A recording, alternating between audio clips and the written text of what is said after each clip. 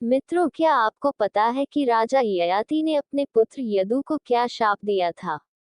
इसी यदु के कुल में भगवान कृष्ण का अवतार हुआ था। शाप की कथा शिशुपाल ने धर्मराज युधिष्ठिर के राजसूय यज्ञ में सुनाई थी। इक्ष्वाकु वंश के राजा नहुष के 6 पुत्र थे, याति, ययाति, सयाति, अयाति, व्ययाति तथा कृति। याति परमज्ञानी थे तथा राज्य, लक्ष्मी आदि से विरक्त रहते थे, इसलिए राजा नहुष ने अपने द्वितीय पुत्र ययाति का राज्याभिषेक कर दिया। शुक्राचार्य ने अपनी पुत्री देवयानी का विवाह राजा ययाति के साथ कर दिया। वहीं दैत्यराज वृषवा की पुत्री शर्मिष्ठा भी देवयानी के साथ उसकी दासी के रूप में ययाति के भवन में आ गई।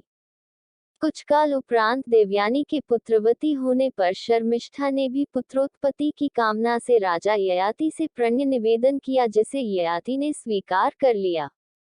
राजा ययाति के देवयानी से 2 पुत्र यदु तथा तुवर्सु और शर्मिष्ठा से 3 पुत्र द्रोह्य, अनु तथा पुरु हुए।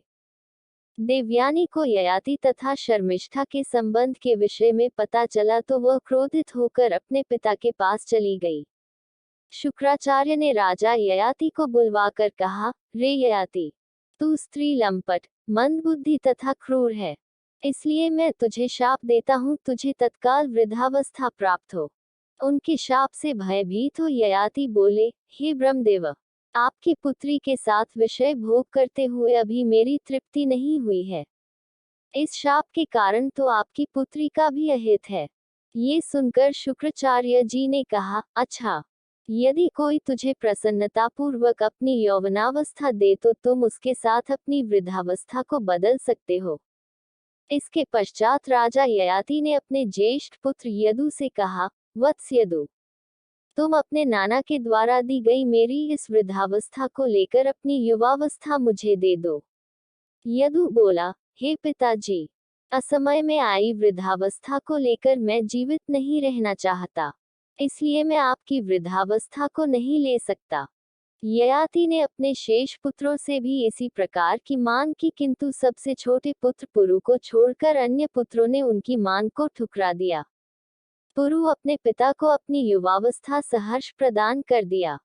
पुनः युवा हो जाने पर राजा ययाति ने यदु से कहा, तूने ज्येष्ठ पुत्र होकर भी अपने पिता के प्रति अपने कर्तव्य को पूर्ण नहीं किया, अतः मैं तुझे राज्याधिकार से वंचित करके अपना राज्य पुरु को देता हूँ, और मैं तुझे शाप भी देता हूँ कि तेरा वंश सदैव राजवंशियों के द्वारा बहिष्कृत रहेगा। वैशंपायन जी कहते हैं, जन्मेजय नहुष के पुत्र नृपश्रेष्ठ ययाति ने पुरु की युवावस्था से अत्यंत प्रसन्न होकर अभीष्ट विषय भोगों का सेवन आरंभ किया। राजेंद्र, उनकी जैसी कामना होती, जैसा उत्साह होता और जैसा समय होता, उसके अनुसार वे सुखपूर्वक धर्मानुकूल भोगों का उपभोग करते थे। वास्तव में उसके योग्य वे ही थे।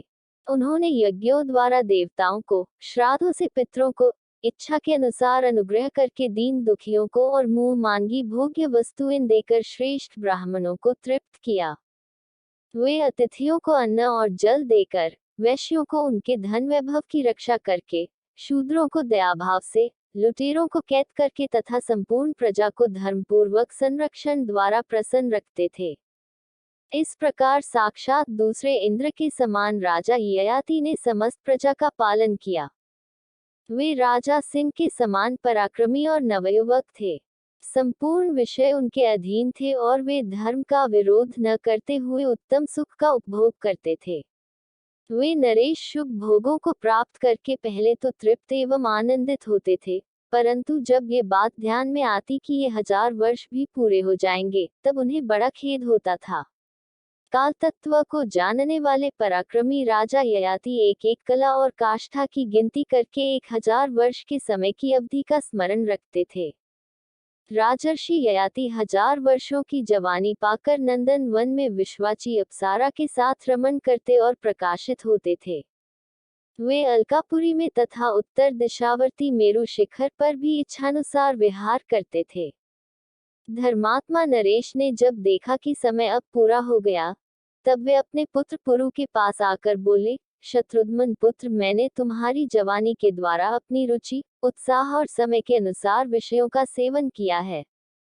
परंतु विषयों की कामना उन विषयों के उपभोग से कभी शांत नहीं होती, अपितु घी की आहुति पड़ने से अग्नि की भांति वह अधिकाधिक बढ़ती ही जाती है। इस पृथ्वी पर जितने भी धान, जौ, स्वर्ण, पशु और स्त्रियां हैं, वे सब एक मनुष्य के लिए भी पर्याप्त नहीं हैं। अतः तृष्णा का त्याग कर देना चाहिए। खोटी बुद्धि वाले लोगों के लिए जिसका त्याग करना अत्यंत कठिन है, जो मनुष्य के बूढ़े होने पर भी स्वयं बूढ़ी नहीं होती तथा जो एक प्राणांतक रोग है, उस तृष्णा को त्याग देने वाले पुरुष को ही सुख मिलता है। देखो, विषय भोग में आसक्तित हुए मेरे 1000 वर्ष बीत गए, तो भी प्रतिदिन उन विषयों के लिए ही तृष्णा पैदा होती है। अतः मैं इस तृष्णा को छोड़कर परब्रह्म परमात्मा में मन लगा इंद्र और ममता से रहित हो वन में मृगों के साथ विचरूंगा। पुरु तुम्हारा भला हो, मैं प्रसन्न हूँ। अपनी यह जवानी ले लो, साथ ही यह राज्य भी अपने अधिकार में कर लो, क्योंकि तुम मेरा प्रिय करने वाले पुत्र हो। अगर आपको ये स्टोरी अच्छी लगी हो तो इसे जरूर शेयर करें और इसी तरह के अन्य लेख पढ़ने के लिए सब्सक्राइब की बटन दबाएं।